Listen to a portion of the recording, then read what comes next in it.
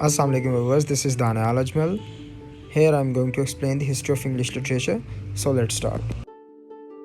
English literature history begins with the Anglo-Saxon period. इसे old English period भी कहा जाता है, जो कि 5वीं सदी में वेस्टर्न रोमन एम्पायर के फॉल के बाद शुरू होता है। इसमें 3 जर्मेनिक ट्राइब शामिल हैं, जिन्होंने 670 एडी में ब्रिटेन यानी जो कि आज इंग्लैंड से ऑक्युपाइड किया था।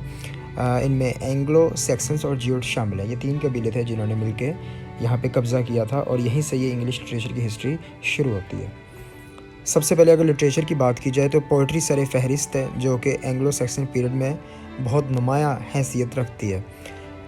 इस दौर में जो पोइट्री की गई थी वो ज़्यादातर बैटल्स के ऊपर थी, गॉड्स के ऊपर थी, उनके पुराने हीरोज़ के ऊपर थी, रिलीजन और जंगों के ऊपर यानी वार्स के ऊपर लिखी गई। बेवोल्फ जो कि एंग्लो सैक्सन पोइट्री की सबसे इम्पोर्टेंट पोइम है, कई रवायात में आता है कि ये 3180 लाइन पर मुश्तमिल है, कई रवायात में आता है कि 3000 लाइन्स हैं और कई में 3100 के करीब इसकी लाइन्स कही जाती है। ये बेवोल्फ जो कि एक स्वीडिश हीरो था, उसके एडवेंचर्स के ऊपर लिखी जाने वाली एक लॉन्ग नैरेटिव और एपिक पोइम है, और इसके पोइट के बारे में किसी को भी कुछ खबर नहीं है। इसी दौर की एक और पोइम द वाइफ्स लिमेंट है, जो कि 53 लाइन्स पर मुश्तमिल है।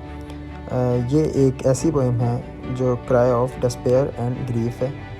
Wife whose husband has been exiled, एक ऐसी औरत के हवाले से लिखी गई है जिसका खामन मर चुका है और वो उसकी याद में रोती है।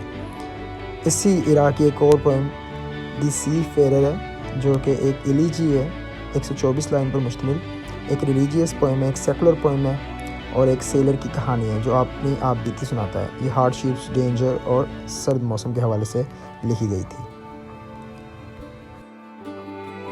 एंग्लो सैक्सन पोइट्री की एक और poem the dream of the rood है, जो कि एक ड्रीम पोइम है। रूड का मतलब होता है क्रॉस यानी क्रूसीफिक्स, जिस पे हज़रत ईसा अलैहिस्सलाम को लटकाया गया था। Early work of English verse है और इसका पोइट भी अनोनिमस है।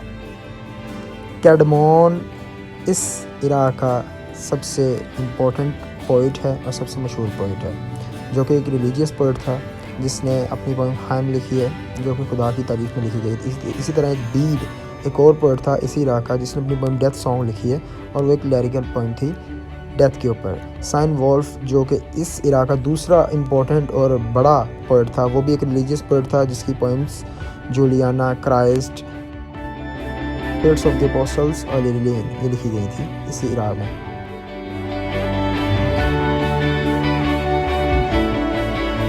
एंग्लो सैक्सन प्रोज की बात की जाए तो प्रोज राइटर्स में अल्फ्रेड द ग्रेट और अल्फेरिका प्रीस्ट ये 2 बंदे शामिल हैं जिन्होंने एंग्लो सैक्सन प्रोज को जला बख्शी थी। They wrote about the lives of the saints, homilies and grammar. The decline of Anglo Saxon, decline किस तरह आया था? नॉर्मन कन्क्वेस्ट हुई थी 1066 में। हेरोल्ड जो कि लास्ट था सेक्शंस का बादशाह, उसको शिकस्त हुई थी इंग्लैंड और फ्रांस की जंग के दौरान। विलियम द कनकरर ऑफ द नॉर्मैंडे जो कि फ्रांस का था, विलियम ने आके इसको शिकस्त दी थी और बैटल ऑफ हेस्टिंग में